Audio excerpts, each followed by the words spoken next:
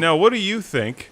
Last couple questions here. Sure. What do you think are some of the most inspirational games from the artistic standpoint throughout history? What do you personally like? What do I personally like? I mean, starting from the most recent ones, games like Flower, as I mentioned, it was very interesting. I grew up in Queens, New York, and I often say as a kid, growing up in a city environment, you're always trying to find color in the world because city colors are typically very muted, right? They're grays and browns, and even snow, when it would fall within 2 or 3 days, it's just, dirty and blackened and everything. So you're always trying to find kind of color in the world. And I remember playing Flower, and I was on the city level, and I had, blown through these flowers, and this one building had stood up. And the impact of that moment transported me right back to when I was a kid, growing up in a city. And it was this very profound, unexpected experience that I had that is different from everyone that I've spoken to that has played Flower, right? And what is very interesting, though, is the game was designed by Genova Chen, and Genova had moved from Shanghai to California. And it was in getting to California and seeing these rolling hills and seeing these windmills that he had never experienced before. He said, it must have been like somebody first seeing the ocean, for the very first time. So he had this experience that he wanted to create based on this move, and that game transported me back to my childhood in a large city. So in some ways, Genova and my experiences were connected. So I think that's a big one. Another big one for me is Robotron 2084. Oh, I love that game. That's one of my favorites. But probably not probably, it is the best arcade game ever made.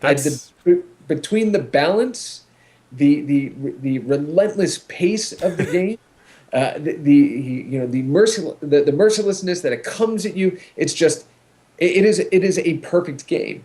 And it's a game that was born out of necessity, right? Eugene Jarvis had to hurt both hands and had to figure out how to play a game using two sticks or play a game with two messed up hands. That's where twin sticks comes from, folks. So, anytime you're playing Geometry Wars and you think it's so difficult, go find an original Robotron 2084 cabinet, pop a quarter into it, and see if you can get past level 5, right?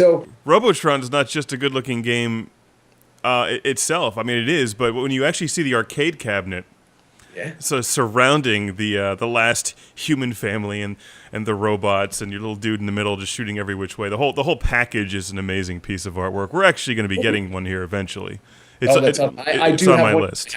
I do have one in my house. It's great, with my kids because, my kids' friends are coming over like, what's that old thing? It's like, go play it, punk, and let's see how well you do, right? So, I have a ton of love for the classics, but there's so many different games throughout the years that have moved me or made me think about the world I live in, about the message that was trying to be conveyed through these games. And, even if it isn't necessarily the artist's intent to do so, and by the way, not all artists get to deem whether or not their work is art, right? That is really how the public views it. But I think it's very interesting when you look at certain games, they are cemented at a period of time. And the design of those games, the aesthetics of the games, reflect what's going on in the world.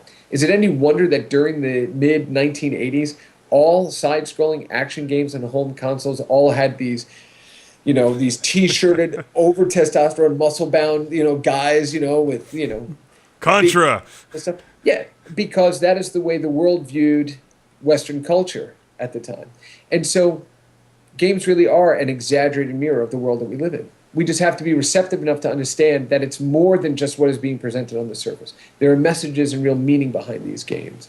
And hopefully this exhibition and the book bring some of that to light. Well, all right. The Art of Video Games hits store shelves when? March 6th. March 6th. It's up for pre-order right now on Amazon, so head on over and check it out.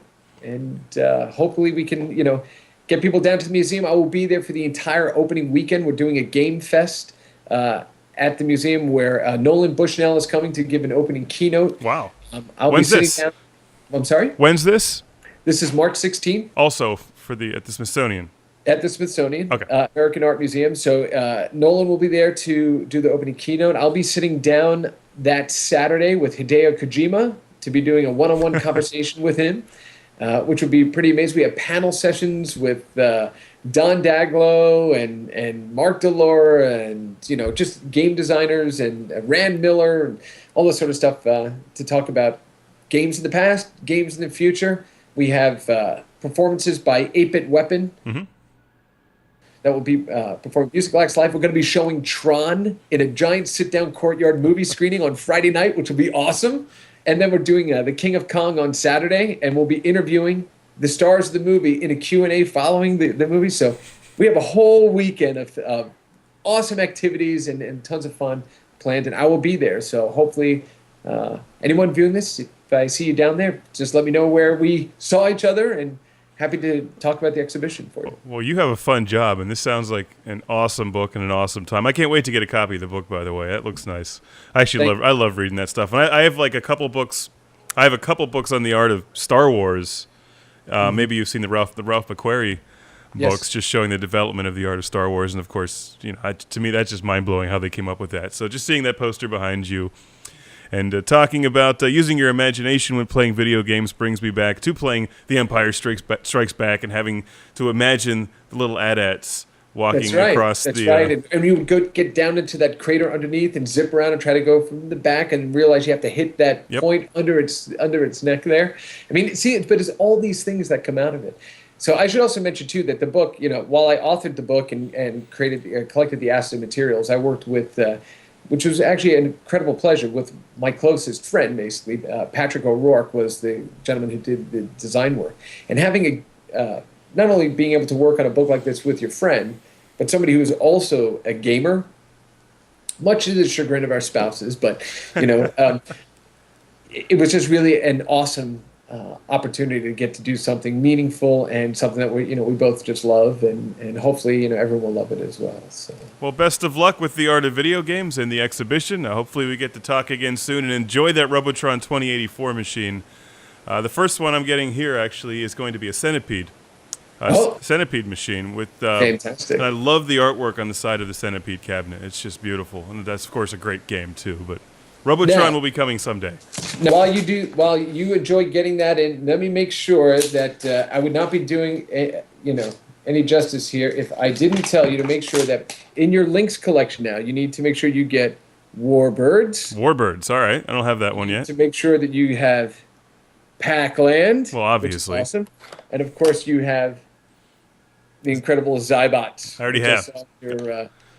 On your last video up there. So. Yep, but the Zybots poster is back there. Zybots poster's I saw it back right down behind your head over here on the left of you. We got posters of Zybots, Afterburner 2, and Dark Souls. So 3 very different games, all on the wall behind us. But thank awesome. you, Chris.